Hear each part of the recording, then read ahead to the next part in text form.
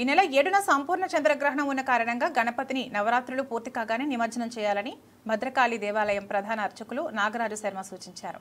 నవరాత్రుల పూజ ఫలితాన్ని పొంది ప్రజలు సంతోషంగా జీవించాలని ఆకాంక్షించారు.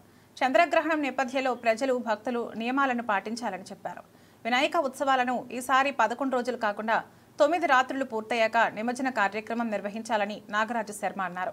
గ్రహణ సమయంలో వృద్ధులు, పిల్లలు, గర్భిణీలు తగిన జాగ్రత్తలు తీసుకోవాలని సూచించారు. మహాదేవ భద్రకాళీ శరణం మమ. ఈ సంవత్సరం భాద్రపద మాసంలో వినాయక నవరాత్రి వ్రతములు 9 రోజుల పాటు అంగరంగ వైభవంగా జరుగుతున్నాయి. ఇవాటికి బుధవారం నుంచి బుధవారం వరకు 8 రోజులు, రేపు గురువారం 9 రాత్రులు నిండుతున్నాయి. కాబట్టి అందరము శుక్రవారం 5వ తారీఖు నాడు నిమజ్జన తప్పనిసరిగా చేయవలసిందే. శుక్రవారం చేయడంలో ఏ దోషం లేదు. అమ్మవారు వినాయకుడు ఇద్దరు ఒకటే ఆమె కాబట్టి శుక్రవారం నాడు నిమజ్జన చేయవచ్చు. అందుకు 12 రోజులు 15 రోజులు వేసేవారు కూడా ఈ సంవత్సరం మానాల్సిందే. 9 రోజులే అయిన తర్వాత శుక్రవారం నాడే చేయాల్సింది. కారణం గ్రహణం ఉంది. మనకు 7వ తారీఖు నాడు గ్రహణం ఉన్నది, పౌర్ణమి నాడు.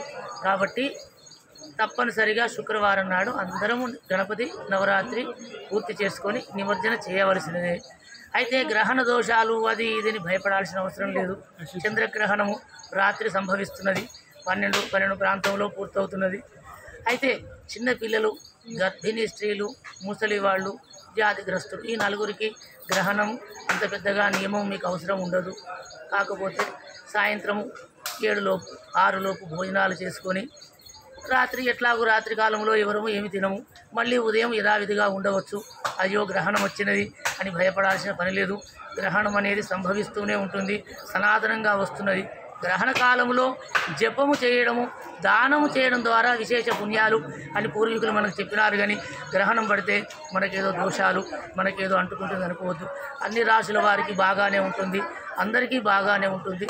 గ్రహణం సంభవించిన సమయంలో మరి చంద్రకాంతి భూమిపైకి రాకుండా ఆగిపోతున్నది. కాబట్టి మనం ఇంత చంద్రుడిని నమస్కరించి జపం చేయడము, తర్వాత తెల్లారి రాత్రి ఇలాంటి గ్రహణం పట్టిందని దానాలు బ్రాహ్మణులకు కానీ పేదవాళ్ళకు కానీ ఎవరికైనా చేయడం ద్వారా మనకు మంచి జరుగుతుంది అని పూర్వీకులు తెలిపినారు. అదే విధానము, ఇంకా వేరే మాటలు వినాల్సిన పని లేదు. చక్కగా ఆ గ్రహణం పట్టిన సమయం ముందు స్నానం చేయాలి. గ్రహణం పట్టి విడిచినాక కూడా స్నానం చేస్తే, చేతనైన వాళ్ళు ఎవరైనా చేస్తే మంచి జరుగుతుంది.